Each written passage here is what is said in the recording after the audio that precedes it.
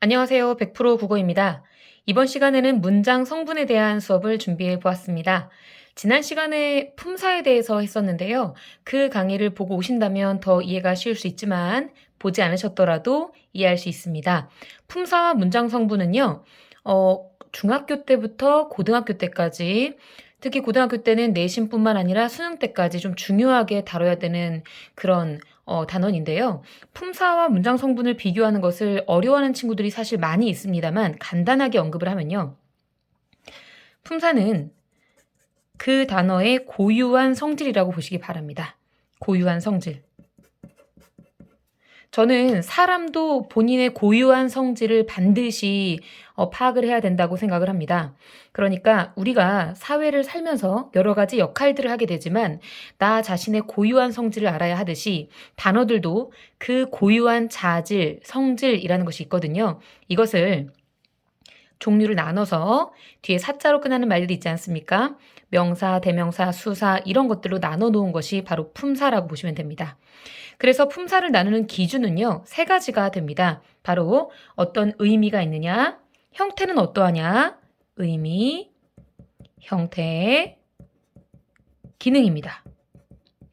그런데 우리가 오늘 하게 될 문장 성분은요, 이 세 가지 기준 중에서 오로지 한 가지에만 주목을 합니다. 바로 문장 속에서 어떠한 기능을 하느냐, 이렇게 보시면 되겠습니다. 문장의 성분은 문장 속에서 특정한 성분으로 쓰이는데 이때 어떤 기능을 하는지가 제일 중요하다라고 이해하시면 되겠습니다. 그리고 품사는 뒤에 사자로 끝나는 말들이에요. 때로는 이렇게 단순한 것들이 이해하는 데 도움이 많이 될 수가 있거든요. 품사가 뭐야? 뒤에 사로 끝나는 말들이에요. 명사, 대명사, 수사, 동사, 관형사 이런 것들입니다. 문장 성분은요. 뒤에 어로 끝납니다.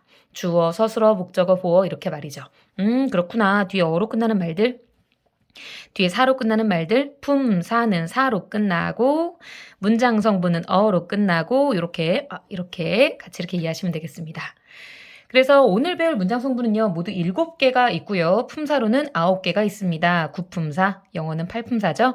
한국어는 구품사입니다. 문장 성분은 모두 7개가 있습니다. 기능에 따라 7가지로 나눠줍니다. 자, 제가 미리 주성분, 부속성분, 독립성분이란 말을 한번 적어봤는데요. 이 단어 자체를 먼저 이해해 주시기 바랍니다. 주, 메인이 된다라는 얘기죠. 그래서 주는요. 필수 성분이라고 보시면 됩니다. 필수 성분입니다. 부속은 필수가 아니라는 뜻인데요. 주성분을 수식해주는 역할을 합니다. 우리가 여기다가 이렇게 빼곡히 쓸 텐데요. 수식해주는 성분이다라고 이제 보시면 되고요. 그래서 필수 성분이 아닙니다. 필수가 아닙니다. 이렇게 큰 틀을 먼저 잡아주세요. 필수 성분과 필수 성분이 아닌 것 이렇게 나눠주시고 필수가 아닌 것을 우리는 뭐라고 하냐면 수의적이라고 이야기를 합니다. 필수 성분과 수의적인 성분 이렇게 먼저 나눠주시기 바랍니다. 그러면 주성분의 종류는요. 모두 4가지가 있습니다. 저는 우리 함께하는 학생들에게요. 단순하게 머리 글자로 물론 이건 머리 글자가 아닙니다만 주술 목보 이렇게 외워달라고 부탁을 합니다. 주술 목보 4가지가 되겠습니다. 주술 목보입니다. 한 번씩 따라해 보실까요? 주술 목보 따라하셨죠? 네. 주어 그리고 서술어 목적어 보어가 되겠습니다. 이때 여러분 주어는요. 주체가 되는 말입니다. 우리가 공부할 때 이 단어 자체에 힌트가 굉장히 많이 있습니다. 주어는 주체가 되는 말, 서술어는 풀이해 주는 말입니다. 저는 여러분이 공부하실 때 항상 문장의 기본 틀을 가지고 공부하셨으면 좋겠습니다. 문장의 기본 틀이라 하면 먼저 문장에 주어가 있다면 그 주어를 풀이해주는 이렇게 표시해볼까요? 풀이해주는 서술어가 있다고 말이죠. 하늘이 푸르다 이렇게 하면 하늘이가 주어가 되고요. 푸르다가 서술어가 됩니다. 참고로요. 이 문장 성분은 제가 방금 하늘이까지가 주어라고 했잖아요. 이 문장 성분은 어절 단위로 파악을 하시면 됩니다. 어절은 띄어쓰기의 단위입니다. 그래서 하늘이 푸르다 할 때 하늘이 이렇게 따로 가는 게 아니라 그냥 예를 들어서 하늘이 이렇게 하면 하늘이 띄어쓰기 이렇게 되잖아요. 그래서 여기까지가 어절이고요. 푸르다 이렇게 하면 하나의 띄어쓰기 단위, 푸르다가 하나의 단위가 됩니다. 서술어 이렇게 되는 거죠. 어쨌든 문장의 가장 기본이 되는 두 축, 주어와 서술어를 먼저 꽉 잡아주시기 바랍니다.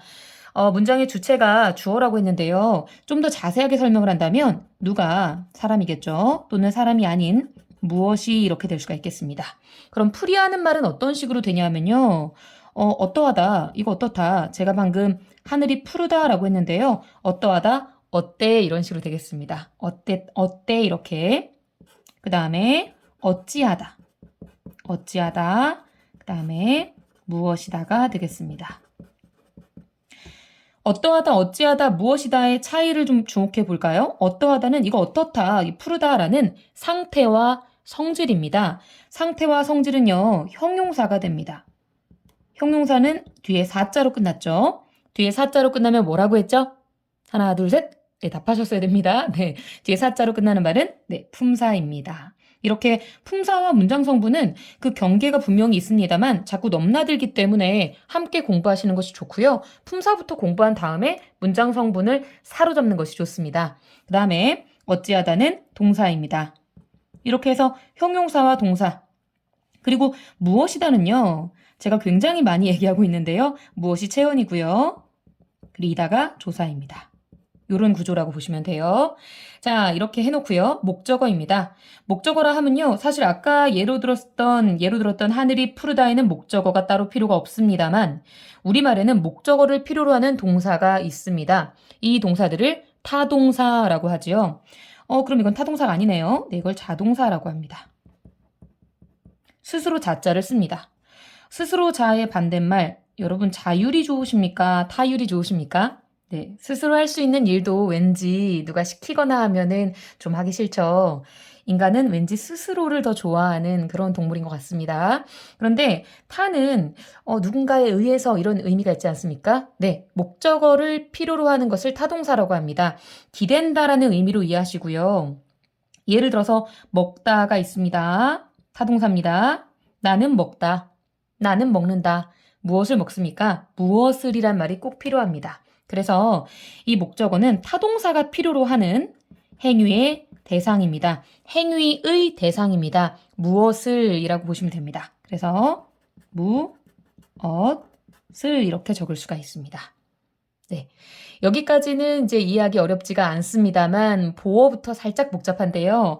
보어에 대해서 일단 이해하기 위해서는요. 이 보자가 뭘지 생각해 볼 필요가 있습니다. 근데 저는요. 쉽게 생각하셨으면 좋겠어요. 그러니까 주어의 주는 주체, 서술어의 서술은 풀이, 목적어의 목적은 무엇을 목적으로 무엇을 이렇게 공부하시고요. 마찬가지 보어는 보충해주는 말 이렇게 말이죠.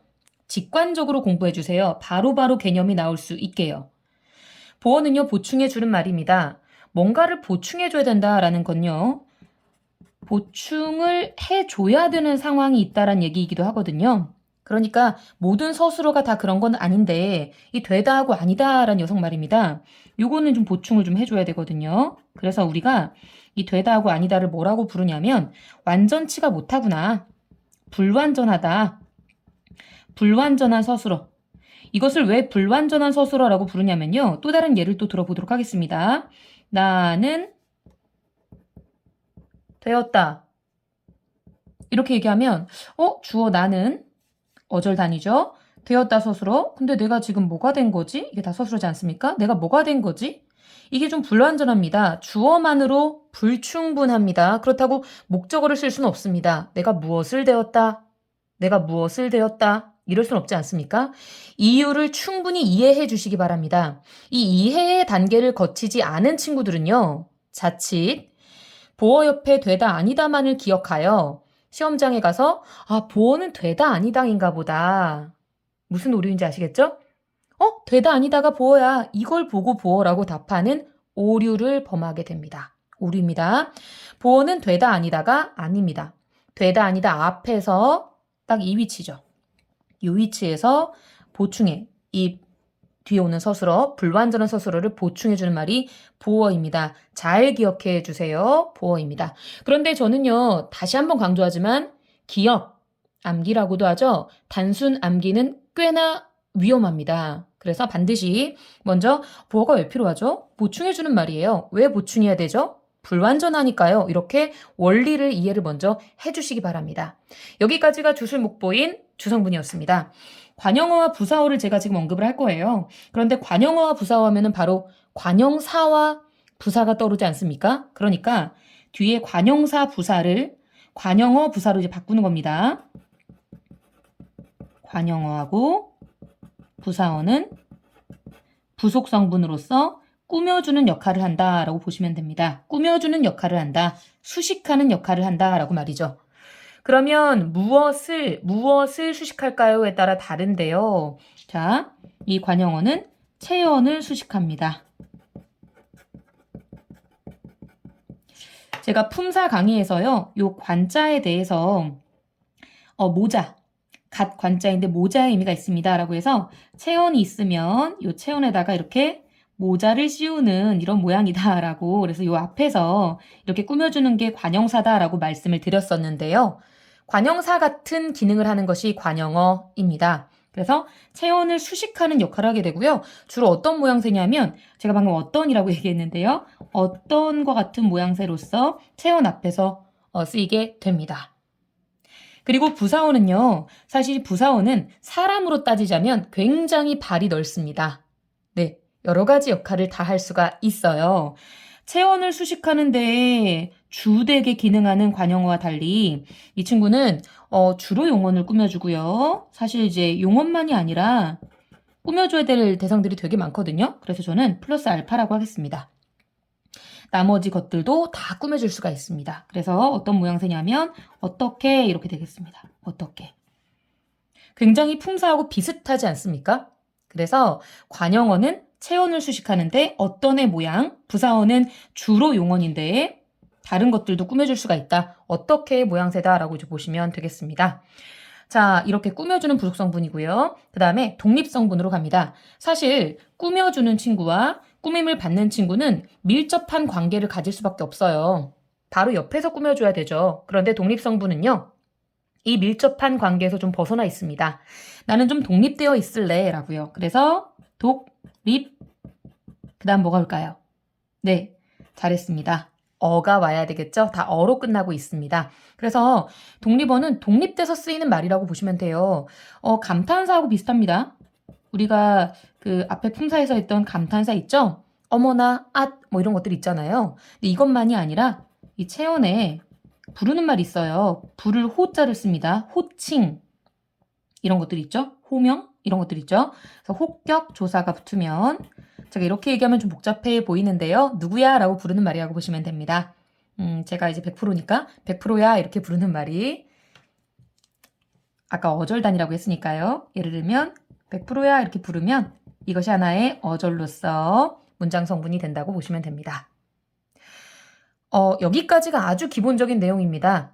시간은 13분 정도네요. 여기까지 듣느라 정말 고생하셨고요. 지금부터는 좀 더 심화 내용으로 가고자 합니다. 마음을 다시 한번 단단히 잡아주시고요. 심화 단계는요. 고등 문법의 단계입니다. 자, 지금부터 시작하겠습니다. 파이팅입니다. 주술 목보는 주성분입니다. 관형어 부사어는 부속성분입니다. 독립어는 독립성분입니다. 먼저 기틀을 잡아주세요. 틀을 잡은 다음에 살을 덧붙이는 겁니다. 그리고 저는 지금부터요. 3가지 정도로 얘기하고자 합니다. 첫 번째, 관형어와 부사어의 예외. 두 번째, 관형사와 관형어의 관계. 그리고 두 번째가 관형사와 관형의 관계요. 그다음 세 번째가 격조사입니다. 이 3가지를 덧붙임으로써 이 강의를 마무리하고자 합니다. 먼저 첫 번째. 제가 그 부속 성분은 수의적인 성분이라고 했는데요. 사실 예외가 있습니다. 무슨 말이냐? 관형어도 필수로 쓰일 때가 있다는 말이고요. 부사어도 필수로 쓰이는 아주 독특한 경우가 있습니다. 특히 이 부사어가 필수로 쓰이는 것을 필수적 부사어라고 하는데요. 이 필수적 부사어는 시험에 정말 많이 나옵니다. 필수적 관형어란 말은 따로 안 쓰는 것 같습니다만, 그럼 관형어는 언제 필요하냐면요. 네, 의존명사 앞에 쓰일 때 필수로 쓰입니다. 우리말의 의존명사는 대표적으로 겉수, 줄대바 이런 것들이 있습니다. 겉, 뭐뭐 할 것, 뭐뭐 할 수, 뭐뭐 할 줄, 뭐 이렇게 있다고 합시다. 그러니까 이렇게 할 것, 이렇게 말입니다. 할 수 있다, 할 줄 모른다, 그리고 할 장소, 그리고 우리가 해야 할 바 이런 식으로 할 때 말이죠. 이렇게 띄어쓰기를 할 텐데요. 띄어쓰기 단위로 어절 단위로 되는 것이 문장 성분임을 다시 한번 상기할 때 띄어쓰기가 이렇게 되니까요. 수식을 반드시 받아야 쓰일 수 있는 의존명사입니다. 그래서 원래 명사는 자립성이 있는 말임에도 독특하게 의존이란 말이 들어가는데요. 이 의존명사는 앞에 반드시 꾸며주는 관용어가 와야 합니다. 그래서 관용어는 필수 성분입니다. 이 경우에만요. 의존명사 앞에 오는 관용어는 필수적이다. 이렇게 이해하시고요. 그 다음에 필수적 부사어는 그럼 언제 필요하냐면 바로 서술어가 요구할 때. 근데 흥미로운 건 뭐냐면 보세요. 관용어는 명사를 꾸며주죠. 부사어는 서술어를 꾸며주지 않습니까? 꾸밈을 받는 말이 필요로 한다면 이 친구들은 필수로 쓰일 수가 있구나라고 보시면 됩니다. 서술어가 요구하는 것은요. 사실 생각보다 훨씬 더 중요한 의미인데요. 무슨 말이냐면 문장에서 제일 중요한 게 바로 서술어입니다. 그래서 저는요. 학생들한테 이제 공부할 때 뭐라고 강조하냐면 주어가 맨 앞에서 문장을 이끄는 것은 맞지만 리더 같지 않습니까? 하지만 종지부를 땅 찍어주는 것은 이 풀이하는 서술어라고 말이죠. 그래서 저는 이 서술어에다가 왕관을 좀 씌워주기도 합니다. 네, 이 친구가 앞에 오는 게 몇 자리인지를 얘기해 준다는 거죠. 한 자리 서술어는 주어만 요구하고요. 두 자리 서술어는 주어 말고 주어는 필수입니다. 주어 말고 목적어나 부사어나 보어나 이런 것들을 요구를 합니다. 그리고 세 자리 서술어는 주어, 목적어, 부사어 이런 식으로 요구하는 것들이 있습니다. 그러니까 부사어가 요구할 때 있죠. 예를 들어서 이런 것들이 있습니다. 비교 예를 들어 볼게요. 뭐 다 하진 않고요. 예를 들어서 주다 같은 거 있어요. 주다. 누가 누구에게 주다 이렇게요. 누가 누구에게가 바로 부사어입니다. 또는 같다, 다르다, 비슷하다 이런 것들이 있거든요. 비교해야 돼요. 같다. 무엇이 무엇과 같은지, 무엇이 무엇과 다른지, 무엇이 무엇과 비슷한지 이런 것들이 무엇과에 해당되는 것이 부사어입니다. 이렇게 예외가 되는 필수적으로 쓰이는 것들을 제가 첫 번째로 일단 강조하고 싶고요. 그 다음에 두 번째는 바로 관용사와 관용어의 관계가 되겠습니다. 관용사와 관용어의 관계는요. 이렇게 얘기하고 싶어요. 그 고1 때 벤 다이어그램을 배우지 않습니까? 뭐 벤 다이어그램이라는 게 되게 말이 어렵지만 되게 흥미로운 저도 되게 재밌게 배웠었던 기억이 있는데요. 이렇게 포함 관계입니다. 이렇게 작은 동그라미와 큰 동그라미가 있을 때 포함이 되는 게 작은 동그라미고요. 포함을 하는 더 큰 범주에 있는 게 바로 이렇게 포함하는 건데요. 공부하기 전에 아이들한테 저는 먼저 퀴즈를 냅니다. 어떤 게 관용사일까요? 어떤 게 관용어일까요? 라고 물어보거든요. 품사가 관용사, 문장 성분이 관용어입니다. 잠시 시간을 드리겠습니다. 맞춰보세요. 어디 관용사, 어디 관용어 이렇게 들어가야 될까요? 네, 정지 화면인 줄 아셨죠? 답을 공개하겠습니다. 바로바로 좀 더 시간이 필요하시면 정지하셨다가 보세요. 스스로 생각하는 게 중요합니다. 스스로 생각하는 사람이 되어야 됩니다. 관용까지 썼습니다. 네, 관용 두구두구두구두구두구 네, 네, 관용사가 되겠습니다. 그리고 여기가 관용어입니다. 여러분 잘 보십시오. 관용사는 태어날 때부터 체언을 꾸며주려고 태어난 고유한 성질을 가진 그런 녀석들입니다. 예를 들어서 새옷, 헌옷, 그리고 새헌 옛것 뭐 이런 것들 있지 않습니까? 굉장히 범주가 좁아요. 그런데 이거 말고도 관용사처럼 쓰일 수 있는 녀석들이 있으니 이렇게 고1 수학 때는 이걸 이제 여집합이라고 배우는데요. 관용사 여집합이라고 한번 해볼까요? 관용사가 아니지만 이렇게 표시하거든요. 관용사가 아니지만 관용어로 쓰일 수 있는 친구들이 있다 이겁니다. 세 가지가 있는데요. 첫 번째, 관용사가 아니지만 관용어로 쓰일 수 있는 친구들, 용언의 활용형입니다. 용언에 관용사형 어미가 붙으면 돼요. 용언은 동사하고 형용사입니다. 동사하고 형용사는 활용하는 말이기 때문에 용언인데요. 이 동사하고 형용사는 쉽게 말해서 뒤에 다로 끝나는 말이라고 보시면 돼요.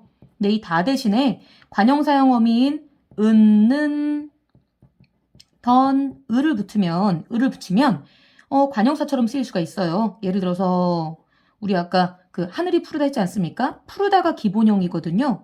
근데 이 다 대신에 이 다라는 어미 대신에 이은을 붙이면 푸른 하고 뒤에는 명사 푸른 하늘 이렇게 해볼까요? 꾸며줄 수 있습니다. 그 다음에 체언에 관형격 조사를 붙일 수도 있어요. 관형격 조사는 의가 있습니다. 예를 들어서 하늘의 이렇게 해볼까요? 체언에 의가 붙었죠? 이렇게 할 수 있다는 얘기입니다. 세 번째는 관형격 조사가 생략된 체언 단독입니다. 철수의 책이지만 철수책이라고도 하죠.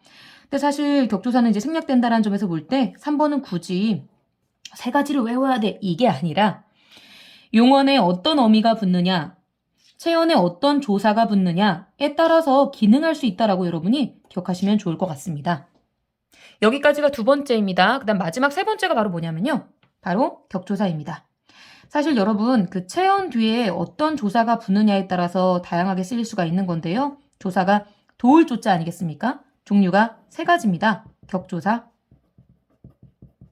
보조사, 그리고 접속조사입니다.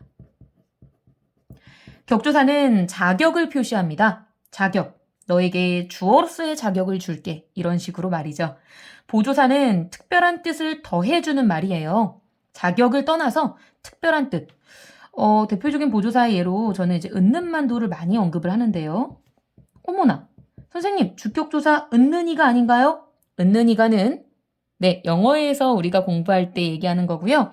국어의 주격조사는 좀 다릅니다. 이가, 에서, 깨서입니다. 은는만도가 격조사가 아니라 보조사로 빠진 이유는요. 우리 한국 사람들이 이 은는이라는 걸 쓸 때 예를 들어서 떡볶이를 먹고 있습니다. 김이 모락모락 나는 떡볶이가 앞에 있어요. 나는 떡은 좋아해. 나는 떡은 좋아해. 어떤 느낌이 드십니까? 그 떡볶이 안에 들어있는 어묵이라든지 다른 것들은 별로 안 좋아하는 것 같죠? 대조라는 의미. 근데 나는 떡만 좋아해. 단독. 여러분 고백하실 땐 만을 쓰시기 바랍니다. 나는 너만 좋아 이렇게. 이거 안 됩니다. 이거 안 됩니다. 난 너도 좋아. 이거 안 됩니다. 네, 동조입니다. 이렇게 보조사는 물론 이거 말고 또 있어요. 너까지, 너조차, 너마저 뭐 여러 가지가 있습니다. 이렇게 보조사는 특별한 의미를 더해주고요. 접속조사는 접속해주는데요. 즉 체언 뒤에 조사가 있지 않습니까? 체언 뒤에 조사 그리고 또 뒤에 체언이 올 때 너랑 나 뭐 이런 거 얘기할 때 와, 과, 랑 이런 것들이 있습니다. 저는 지금 격조사에 사실 주목하려고 합니다만 보조사와 접속조사도 참고로 알고 있어 주시고요. 격조사의 종류는 모두 몇 개가 있을까요? 격조사의 종류는 모두 몇 가지가 있을까요? 라는 질문에 답하려면 격조사가 자격을 표현해 준다라는 걸 이해하시면 쉽습니다. 주어로 쓰이게 해줄게요. 주격조사. 서술어로 쓰이게 해줄게요. 서술격조사. 그러면 격조사는 모두 두구두구두구두구 네 7가지가 있습니다. 그렇겠죠? 문장 성분이 모두 7개니까요. 그러면 주격조사에 뭐가 있을까요? 하나씩 언급해 보면서 한번 마무리해 보도록 합시다. 주격조사에는요. 이, 가, 에서, 에서가 있습니다. 이가 옆에 이렇게 사선이 그어져 있죠. 이렇게 긋는 이유는 뭐냐면요. 이하고 가가 이 형태이기 때문입니다. 이 형태는요. 하나의 형태소예요. 다를 이자를 씁니다. 하나의 형태소지만 그 형태가 다르다. 형태가 다를 뿐 같은 형태소다라고 보시면 됩니다. 즉 책이 있어요. 자음 뒤에서는 이. 사과가 있어요. 모음 뒤에서는 가. 이렇게 쓰이는 것인데요. 어쨌든 이가 에서께서는 바로 주격조사입니다. 에서는 단체 무정명사 뒤에서 붙습니다. 단체 무정명사입니다. 무정이란 말이 붙었으니까 사람이 아닌 거죠. 그러니까 학교에서 이번에 우리 학교에서 이렇게 할 때도 네 이렇게 쓰게 되는 거고요. 학교에서 할 때 에서는 어떤 장소의 그 부사격 조사에서도 있거든요. 우리 어디에서 만나자 그거 말고 이번에 우리 학교에서 축제를 해. 주체죠. 우리 학교가 주체가 돼서 축제 이렇게 해서 에서가 주격조사입니다. 깨서는 존칭 높일 때 아버지께서 선생님께서 이렇게 말이죠. 그 다음에 주격조사는 우리 아까 서술격조사는 이다인 것을 아까 확인하셨죠? 그 다음에 목적격조사 을이 이미 나와 있는데요. 네, 을을입니다. 목적격조사는 을을 이렇게 되겠습니다. 을을. 그리고 복격조사는 흥미롭습니다. 복격조사는요. 이가 모양이 주어랑 똑같습니다. 그래서 아까 예로 들었던 문장을 다시 한번 상기해 보면 나는 무엇이 되었다. 나는 무엇이 되었다. 나는 뭐가 아니다. 이런 식으로 되겠습니다. 그 다음에 관형격 조사는 유일하게 하나입니다. 이런 게 좀 중요하죠? 의. 근데 이건 아까 여기서 하늘의 할 때도 사실 언급을 했던 거고요. 그 다음 부사격 조사는 사실 부사어의 쓰임이 워낙 많기 때문에 에게, 에, 으로까지 등등등 여러 가지가 있습니다. 네. 그리고 호격조사라고 부릅니다. 호격조사 우리 아까 살짝 언급했었죠? 이 호격조사는 제가 아까 100%야를 예로 들었는데요. 아, 야, 여라든지 이시여 이런 것들이 있습니다. 아야여 이시여라고 했지만 아야 정도만 기억하시면 되겠습니다. 자, 어떠신가요? 지금까지 꽤 긴 시간 동안 집중해 주셔서 감사합니다. 문장 성분에 대해서 기초부터 심화까지 한번 살펴보았고요. 질문 있으시다면 댓글로 부탁드리고요. 조금이나마 도움이 되셨다면 좋아요, 구독 꾹꾹 부탁드립니다. 감사합니다.